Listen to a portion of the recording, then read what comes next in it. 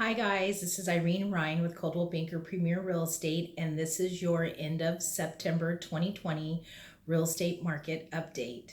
As you all know, I've been doing these videos since COVID began just to try and help friends and family and clients get a better understanding of what's going on and where the market is headed as we are ending towards the end of the year. Now it's all about elections more than it is about COVID. And people are starting to ask me what's going to happen, how will the elections affect our market? And so I did a little digging and did some research and want to share with you some of the facts versus the rumors. So, as you know, elections tend to make people nervous, trying to forecast the future.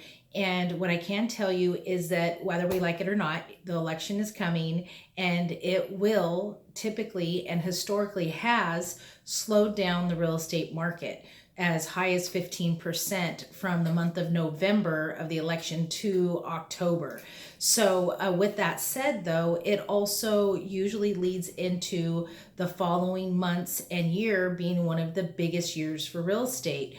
Because what really is happening, just like COVID did for us, it's delaying what would have happened during those months versus never seeing those sales. So, for example, people who might have been planning on buying in November or December put everything on hold, and then lo and behold, the sky does not fall and the market continues on, and people then begin to start buying in the early quarter to late quarter of the next following year, and that is just a delay process that occurs, and the market then is stronger with more buyers and sellers. So what does that mean for you as a buyer or a seller?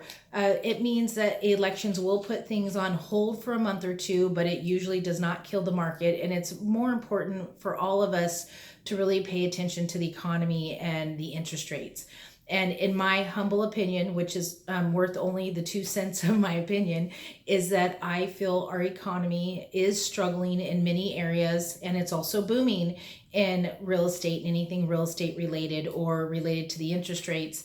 And that truly the interest rates are driving this economy right now, but we are seeing negative effects as well. I was driving through Pismo Beach just yesterday looking around at the vacancies that are occurring in our commercial buildings because businesses are closing down. We have restaurants and industries that are being affected hugely by the close downs of COVID.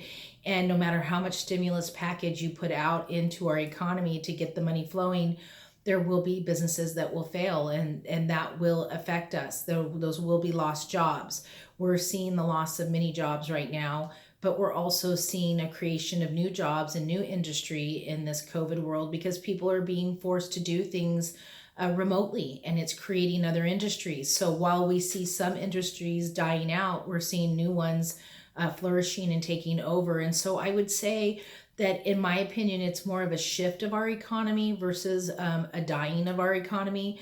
And until interest rates change, I don't see us worrying just yet.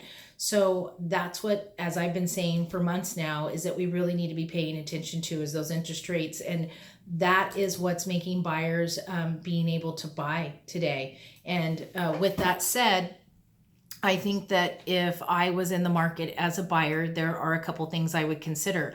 One, I would be looking at the interest rate compared to the principal that I'm going to be paying.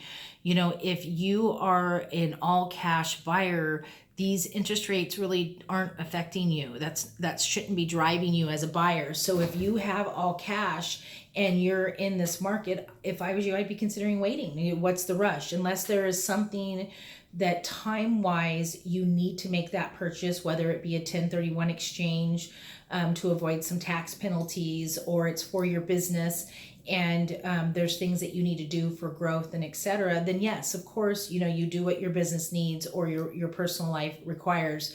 But if you can wait to purchase and you're an all cash buyer, that's probably what I would be doing, is I would be waiting to purchase until those interest rates change, because that will affect the pricing. Now, if you are a buyer and you're able to purchase because of the interest rates, well, that changes the narrative for you, and you need to consider that as well. And as a seller, as always, if the iron is hot, that's when you strike. So if the market is is moving and you are considering selling, I really don't see a reason to wait. I tell people, the market is cyclical. It goes in a circle. And so 12 o'clock being the top of it, 6 o'clock being the bottom of it, we are very close to that 12 o'clock mark, in my opinion, which means as a seller, I would not be trying to hit the very top of the market.